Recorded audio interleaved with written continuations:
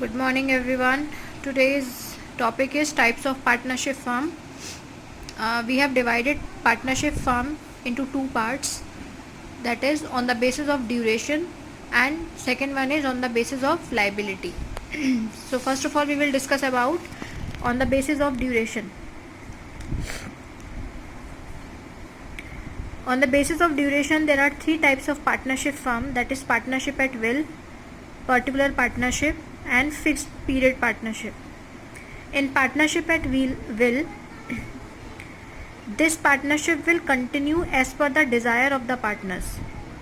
Until and unless if your partner want to continue the business organization or the partnership organization, then they can continue, and whenever they want to dissolve the partnership organization, then they can dissolve. So we can say that partnership at will means the partnership which will continue up to the will or as per the desire of the partners.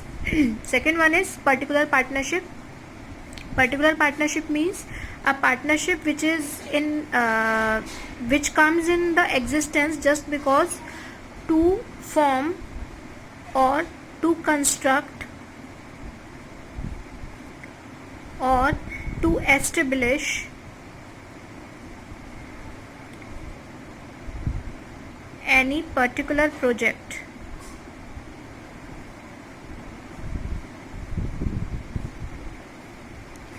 If any partnership will come into existence just for the particular project, just for the completion of the particular project, we can say that this type of partnership is known as particular partnership. For example, Metro Train. Metro Train is a triple P form of organization, public-private partnership, and this particular partnership continues till they have completed their target. Next one is fixed period partnership. Fixed period partnership means if a partnership is exist into certain duration, or we can say that if we make any partnership agreement or partnership deed for a particular period of time, for say 3 years, 4 years, 5 years, and after completion of the time period, the partnership will dissolve automatically. This type of partnership is known as fixed period partnership. So we can say that on the basis of duration, there are three types of partnership firms, that is partnership at will, particular partnership, and fixed period partnership. And partnership at will means the partnership will continue as per the desire of the partners, and if the partner want to dissolve the partnership organization, then they can dissolve at any time. Particular partnership means a partnership which come into existence to complete a particular project, and after completion of that project, the partnership comes to an end. Fixed period partnership means the partnership which is meant for a fixed time period, that is 1 year, 2 year, 3, 4, 5 years, and after completion of the years, whatever the years they have fixed, the partnership will be diluted automatically. Next one is on the basis of liability. Now partnership firm can be divided on the basis of liability, and on the basis of liability we can divide the partnership organization into two parts, that is general partnership and limited partnership. General partnership means a partnership agreement or a partnership in which all the partners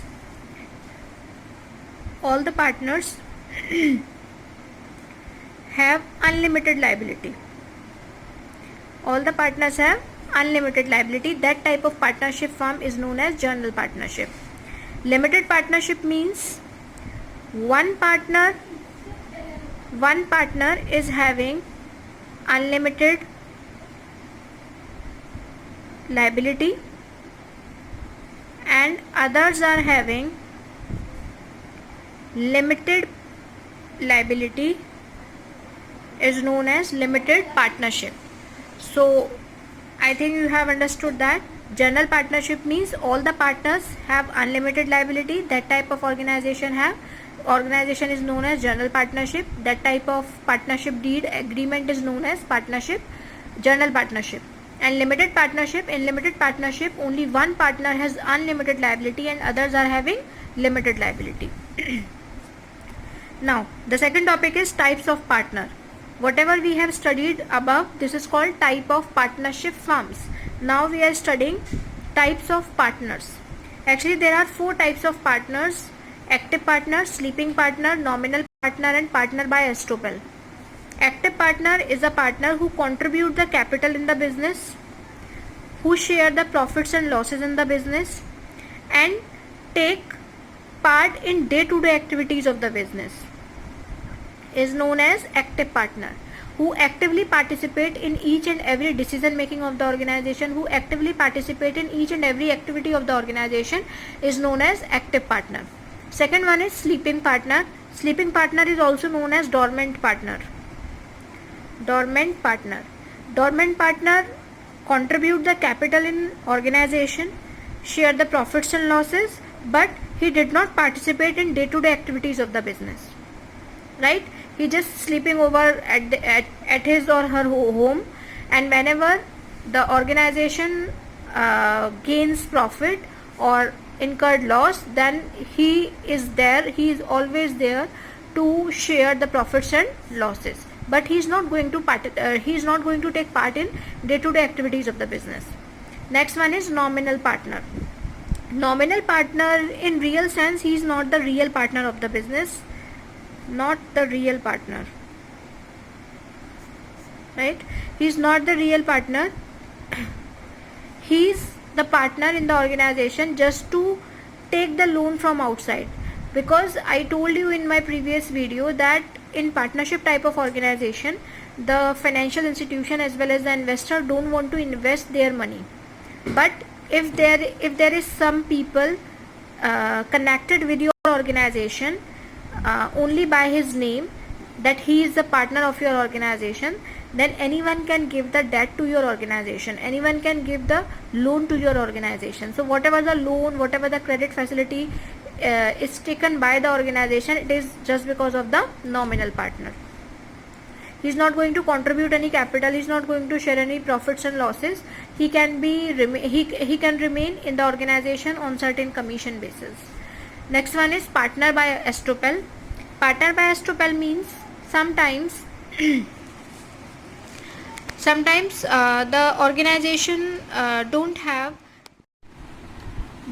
time to participate in the meetings and seminars and all, so this partner by estoppel took part on behalf of the organization. This is known as partners by estoppel, right? One more partner is there, that is secret partner. Secret partner means the partner who remains secret in the eyes of general public. He always contribute the capital in the organization, he share the profits and losses in the business, but he remains secret in the eyes of general public, because sometimes the companies need some private information of their competitors. So this secret partner helps us a lot in the partnership organization. He just scan the business environment outside, and whatever the information is there from the competitors, he just take out that information and share it with his organization. So this is known as secret partner, right? One more topic is remaining in partnership, that is an important topic.